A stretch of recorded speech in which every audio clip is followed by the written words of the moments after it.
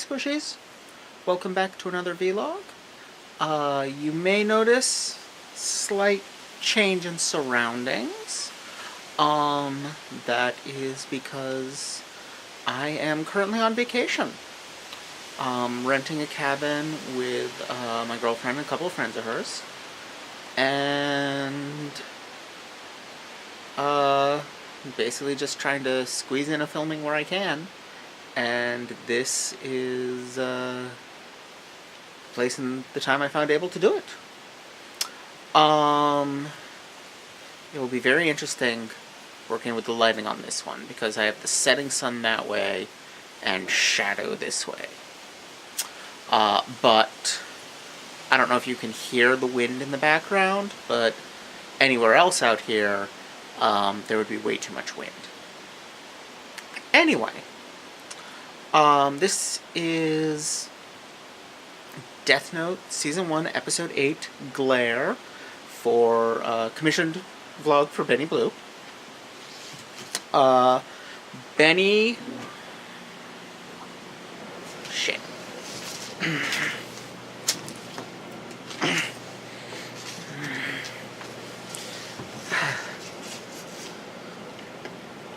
Requested that I do this episode. May or may not end up doing other Death Note episodes, but this was his request for the month, so here we are. I will preface this by saying that I am not a huge Death Note fan. I mean, it's okay. It does some things very, very well and some things very, very badly. There's really, I said it's okay, but there's no specific aspect of Death Note that is okay. It's all either spectacular or spectacularly bad. Dear God, these shadows.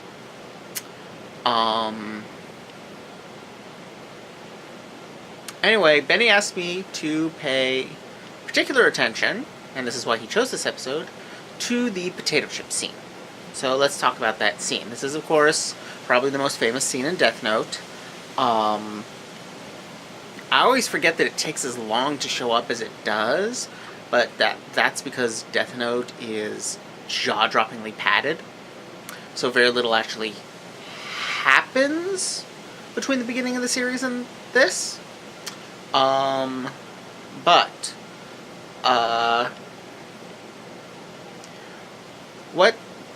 What the scene is famous for is being incredibly melodramatic.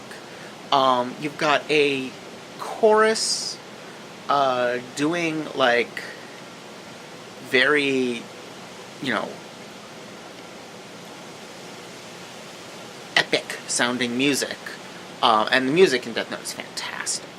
But you've got a chorus doing this music, making it sound like something amazing is happening. You've got this camera work that sets it up as being amazing, and then it's like writing different things with both hands at once and eating potato chips. And that ought to be funny. And to a very large extent it is. It is actually a hilarious scene. But people very rarely actually laugh out loud at it. What makes it funny, of course, is the juxtaposition of characters taking something very, very seriously that is, to the audience, completely absurd.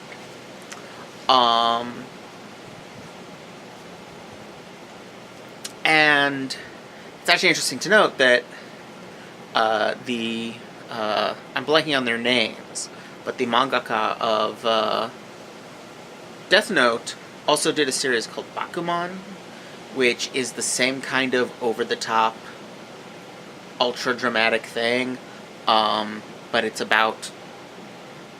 a more or less semi-autobiographical thing about making manga.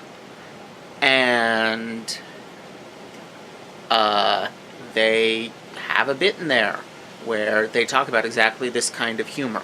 The kind of humor where the characters take it completely seriously. It is a staple of British humor. It shows up in all kinds of places.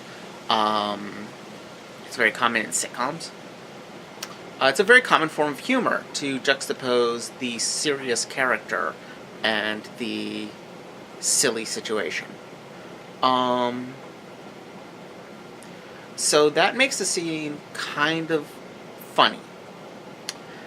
While you've got the music I already mentioned, the camera work in this scene is interesting. Now, the camera does a lot of work in Death Note.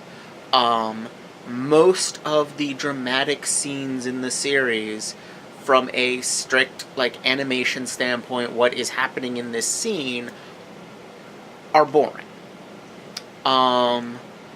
There's a character writing in a book most of the time.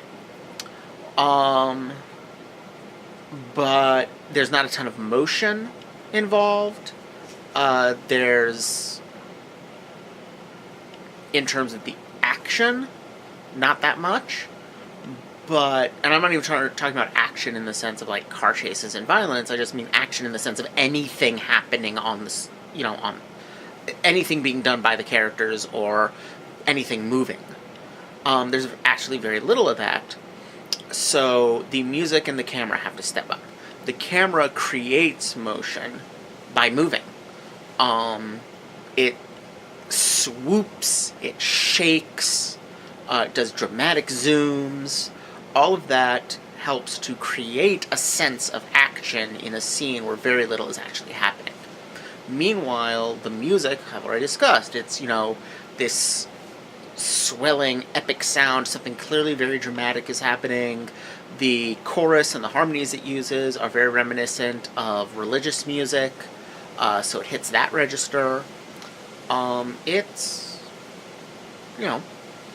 Death Note doing Death Note, but it's Death Note pulling out all the stops and being as Death Note-y as it can. And then you've got the actual content of the scene. So you've got these two things pulling against each other. The fact that the concept of the scene is kind of ridiculous, and the fact that the camera work and the music are playing it up as incredibly dramatic.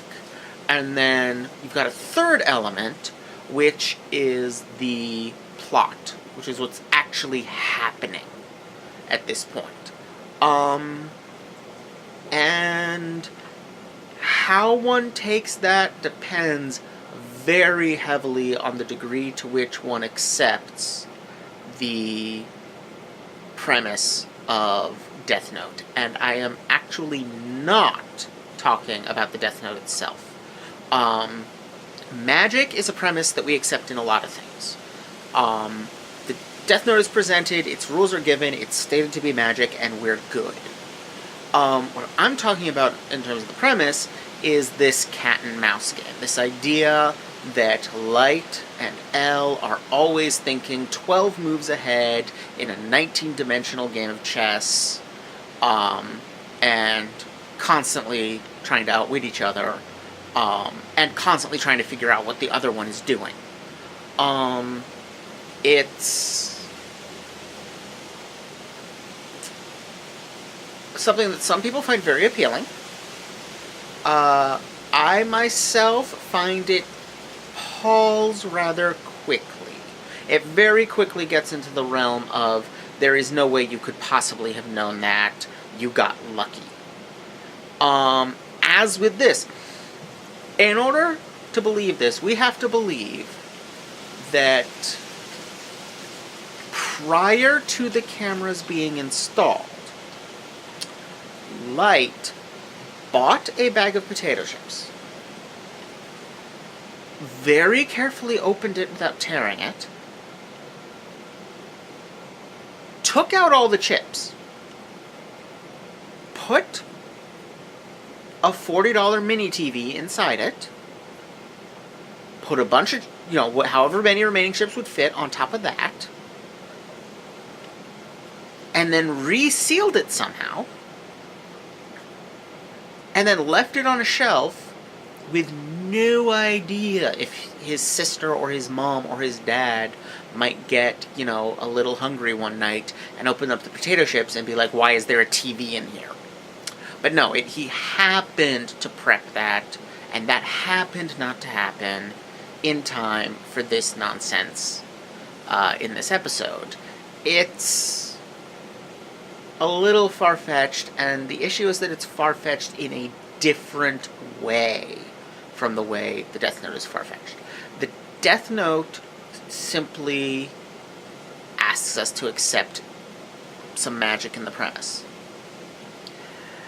The scene requires us, and the thing is, because Death Notes don't exist, we are fine with basically whatever rules they come up with for basically whatever they do, because we don't know what a Death Note can and can't do because they're not real. People are real. And we do know that how many moves ahead a person can predict another. It's not a ton. That Light could suspect he might have surveillance cameras installed in his apartment, especially after, or his house, I mean, especially after he killed the FBI agents, knowing that that would risk putting himself further under suspicion. That's believable. That he could reliably know that nobody in his family would open that bag of potato chips, a little less so. Frankly, I'm still a little bit stuck on how you reseal an open bag of potato chips. I mean, it's not even somebody getting a little bit hungry. If somebody so much as moves the bag of potato chips, and is like, why does this bag of potato chips weigh 5 times as much as a normal bag of potato chips? Then Light has some splaining to do. He has created a very unusual event at a time when he is under surveillance.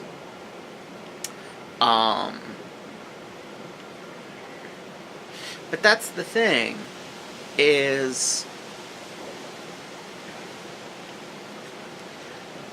Death Note relies very heavily on the characters being extremely rational, except when they're not.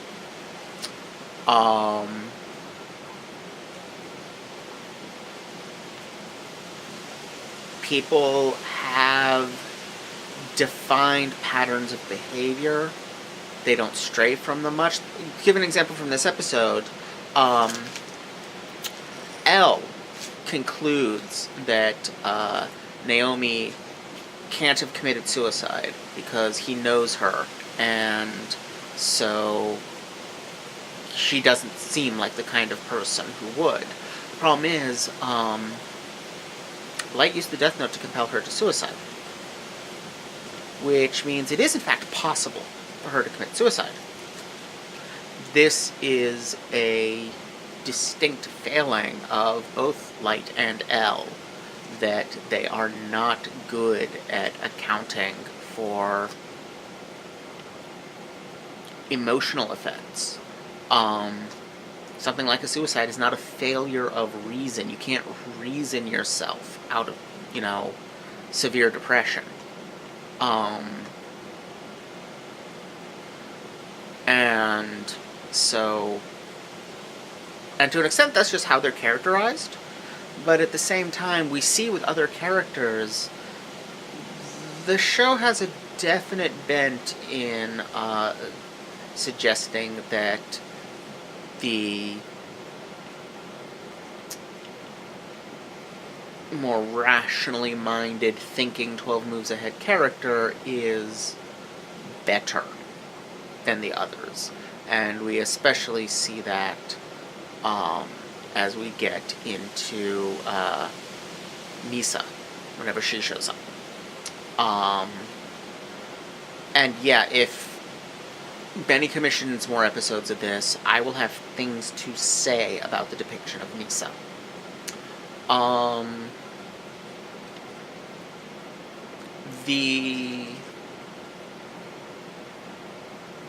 There was something else I wanted to talk about. And I am blanking on what it was. I'm going to give myself a few seconds to figure out what it was. But if not... Oh.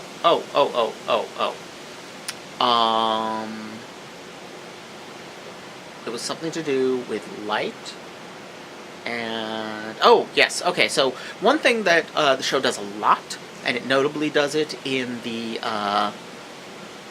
potato chip scene, is light and L are often shown from a low angle. That is, the camera is well below their eye line and pointed up at them. This has the effect of making characters look larger than life. It causes them to appear like a more imposing presence, and so it, in this case, ties into Light's view of himself as a god, because this is right past the point where Light has gone from obviously evil, but able to rationalize it to himself, that, you know, he's killing criminals and criminals are bad, in his incredibly simplistic 17-year-old view of the world. But immediately prior to this episode, he's killed a bunch of people who had not committed any crimes. They were, in fact, just investigators. Plus Naomi, who was just in the wrong place at the wrong time. And he took great joy in it. He was gleeful about doing it. He is no longer able to even muster a little bit of, you know, an argument that he could be doing the right thing. There's nothing now. And so part of what this scene is showing is the depth of his descent. I mean, he's laughing maniacally. He's, you know, being filmed from this incredibly low angle. He has the most dramatic biting of a potato chip ever. I love the spray of slow motion sparkles when he does it, because those are just crumbs. He's making a mess. And then he throws out a $40 TV with nobody noticing. Like, yeah, it's in a potato chip bag, but again, don't those weigh something? I mean, I haven't seen one of those in a long time. When I was a kid, they were cathode rays, so they were pretty heavy for their size. Definitely a weight you would notice. I imagine they're much lighter now, because TVs are much lighter now, even in 2007. But still, I will never be able to completely get over that. Anyway, I think that's about it. Hope y'all enjoyed this. Don't forget to like, comment, subscribe. Check me out on Patreon for early access to vlogs, let's plays, essays, and more. And I will see you all next time. Bye!